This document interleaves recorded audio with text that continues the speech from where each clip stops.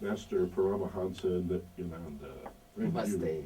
Thank you. Namaste. Very nice to have you here at KPFK. Thank you. To come and visit us in the studios. Thank and, you. To be with us is an honor. Thank you very much. I'm curious about the name. I think in the West, many of us, we hear Paramahansa, we know of Yogananda. Paramahamsa means person who is liberated. There's a small, beautiful, metaphysical explanation, idea. The Paramahamsa bird lives high in the sky, and when it lays the eggs, the egg hatches and becomes a bird before it reaches the ground, and the small bird flies back to the mother without touching the ground. Same way, the souls who land on the body before the sexual maturity, before the age of 14, if they achieve spiritual enlightenment and spiritual experience, they never become human beings. They go back to the same space from which they came. Only their shadow falls on the ground, on the lake or on the water or on the planet Earth. So this kind of beings are called Paramahamsas. Just like a swan, it's literally translated, great swan. Swan, when it lays the egg, it does not reach the ground. There are special kind of swans. Maybe it's a metaphysical example. So, Paramahamsa is a person who has never touched human space. He may be living in the human body, but he never experienced himself as a human being. He was continuously having the spiritual experience that he is a spiritual being. Literally, it means liberated one. And Nithyananda? Nithyananda means eternal bliss, who is always in eternal bliss. Ananda is bliss. Familiar with Ananda. Ananda means the excitement or intense experience which does not come down, which is always there. So, Nithyananda means eternally blissful. How old were you when you became interested in spirituality, and were you always felt a calling? It was 3 years. When I was 3, I was chosen by a master from who was living in my native place, and he started training me in physical exercises like yoga and all these science which is related to body. And slowly he created interest in me. To tell you honestly, it is he who inspired me. When I saw a wonderful being like him in front of me, I was inspired, naturally started working towards these great spiritual truths. And the thirst or quest in me started when I was 7. And I started seeking, and I really felt that I should also experience the same space in which he is living. Were there particular Vedic masters? We know of Vivekananda, Ramakrishna. Were there certain masters that had inspired you? Yes. There was a great master called Ramana Maharshi. He lived in South India. His disciples have inspired me, and I was inspired by his teachings also. I have never seen him. He passed away in 1950, but his teachings have inspired me, and his disciples who became enlightened, they inspired me. May I tell you? Of course, when I was 15, I had a lot of inspiration from Ramakrishna and Sharada Devi also, but the first inspiration was Ramana Maharshi. Ramana Maharshi. You might have heard about him. I have. One of my favorite. I am born and brought up in his place. Are you? Oh, yes. In India? In India, Arunachala. That place is called Tiruvannamalai, Arunachala. I am born and brought up at his feet. So would that be in the south or the north? In South India, Tamil Nadu. Yes, there's a quotation that I can only paraphrase, but I love it, and I use it almost daily, about either covering the world with leather or simply wearing shoes. And I was, oh, that's so wise, because many times even if it's a political sense or a spiritual sense, we want to change the world so that we can benefit. But it is impossible thing. See, in front of a projector light, if you keep a slide, you will see whatever is in the slide in reality, in screen. And same way, our being is projector light, and our slide is engrams, samskaras. What we are seeing outside in the screen is our world. If you try to fight with the screen or the light beam, you can't do anything. If you want to change, you have to change in the projector slide itself. Only then you can change the scenes. So you have to change your samskaras, engrams, to change the scenes. Neither fighting with the screen nor fighting with the beams is going to help. A small story. One guy came back to house after fully drunk, late night. And somehow he fell and created some injuries for himself. He has wounded himself, some bruises all over the body. He wants to escape from his wife. So he did not create any sound, slowly went to bathroom and put some bandage and dressing and everything, and came and slept on his bed. Next day morning, wife started shouting, "You came fully drunk." He said, No. He started acting innocent and said, "No, how do you know I was drunk and I came late because little work?" She said, "No, by seeing the mirror in the bathroom, I understood, because you put bandage on the mirror." So we are all trying to put bandage on the mirror, not on our face. So peace in the world so that we might enjoy some personal peace of mind would be backwards. Yes, sure. How do we create the inner peace that we then give to the world? First thing, as long as you are clutched with the body and mind, you will never be able to experience peace. The best immediate way to experience peace is unclutching from the body and mind. See, constantly the thoughts are moving in your inner space. The very process, every time, every moment you are getting a new thought, shows that you can unclutch from the earlier thoughts.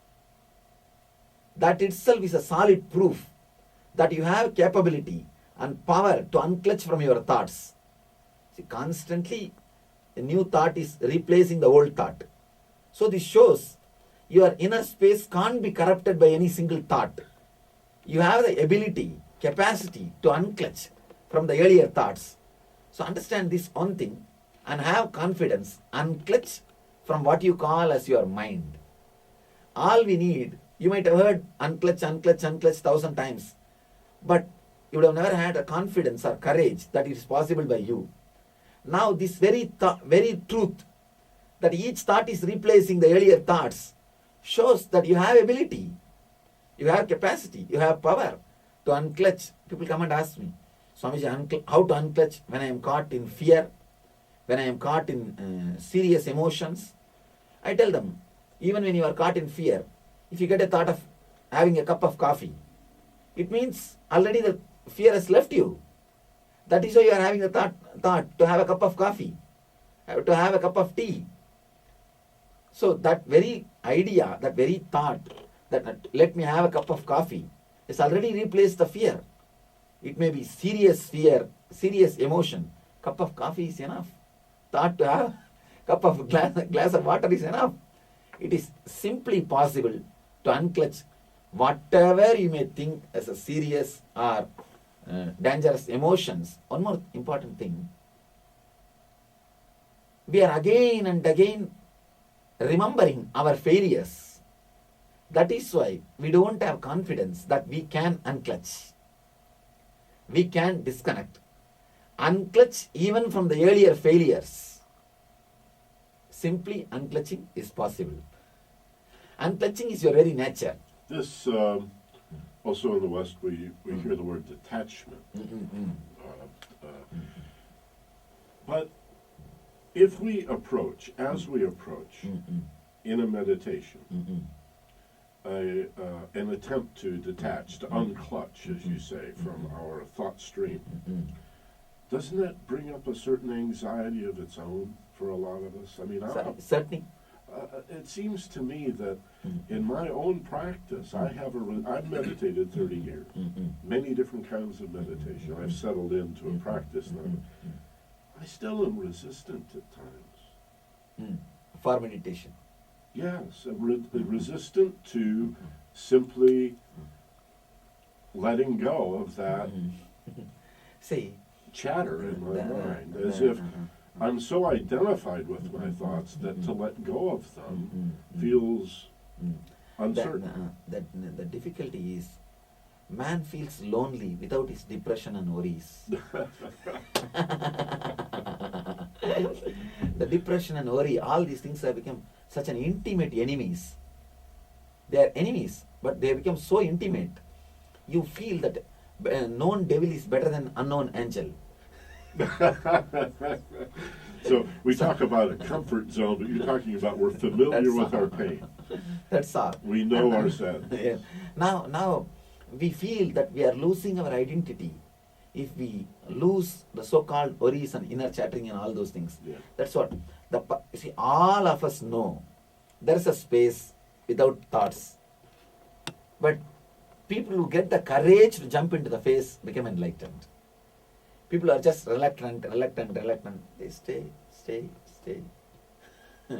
That's why in Eastern tradition we call people who want to become enlightened, only they are called Dhira.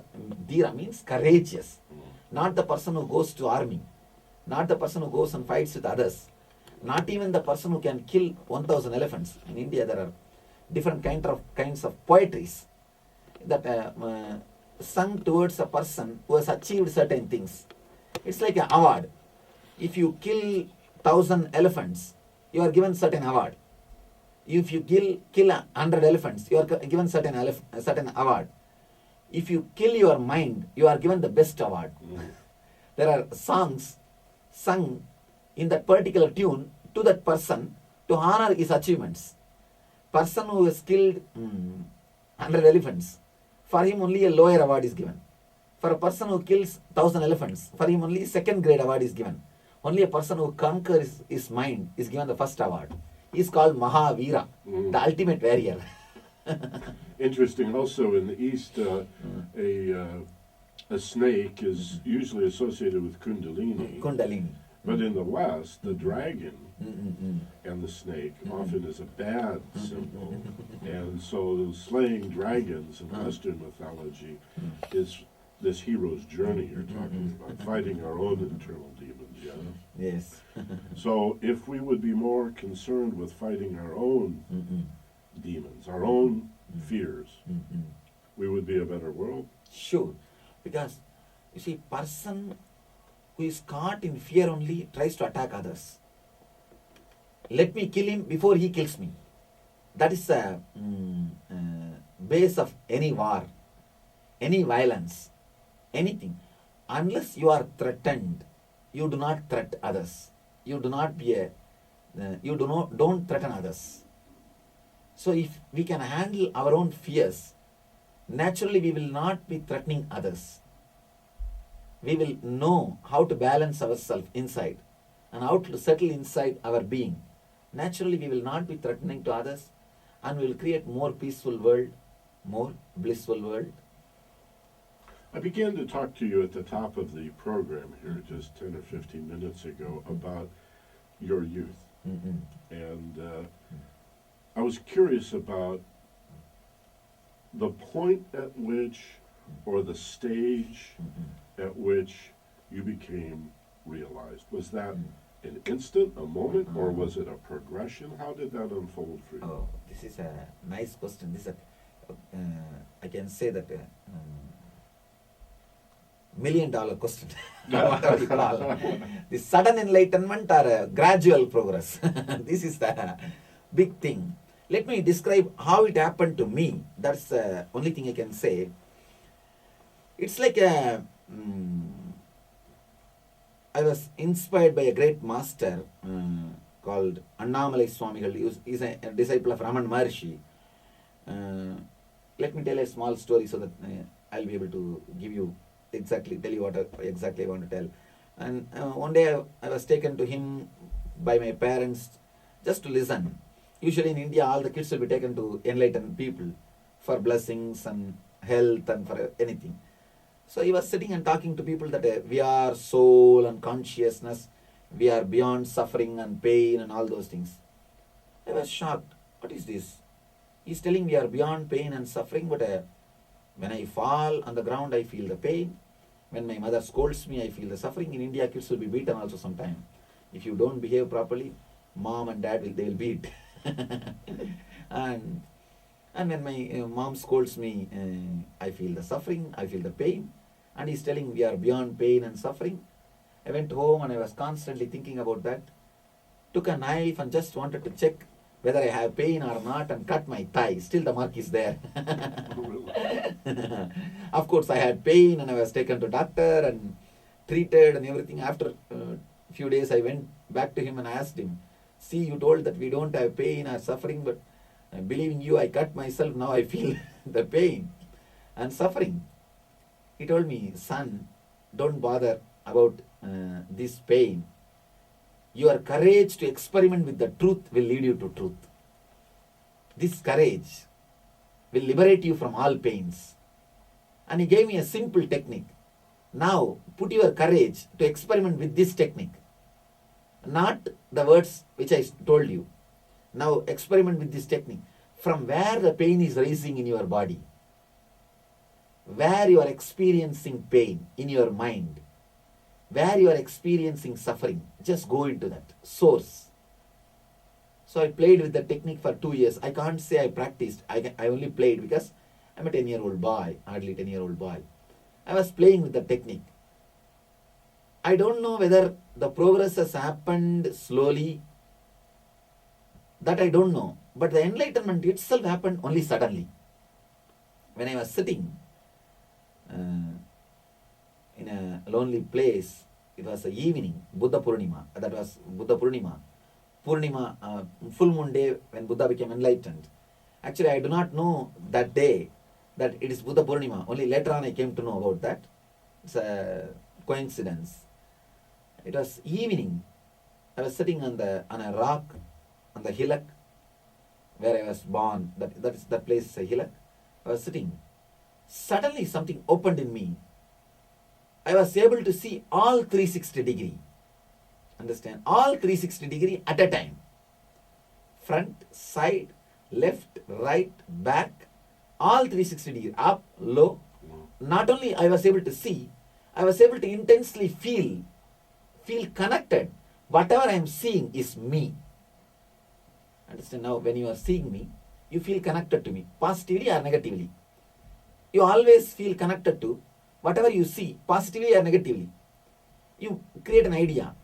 In that case, I felt deeply connected, neither positive nor negative, just as me. See, our positive connection is love, negative connection is hatred. In that experience, I neither had love nor had hatred. Just intense feeling of connected that everything is me. A complete 360 degree vision means was able to feel and the deep connection that it is me. Just like how I feel that I am present inside my skin. How you feel you are present inside your skin. Would you call that unity or harmony? Maybe. I don't know the word unity or harmony. Because in Sanskrit we call sakshatkara. Means the becoming one. One. So I don't know the right word in English, unity or harmony. Well, probably unity. Unity. We need many words often. See, how you feel you are alive inside your skin, same way I felt outside my skin also, with the same intensity. So that was the experience which turned the whole life upside down or downside up, whatever you call. That was the great inspiration. It was like a bliss fever. Another one thing, bliss fever. It was just an intense bliss fever. So started working towards that experience to retain it forever.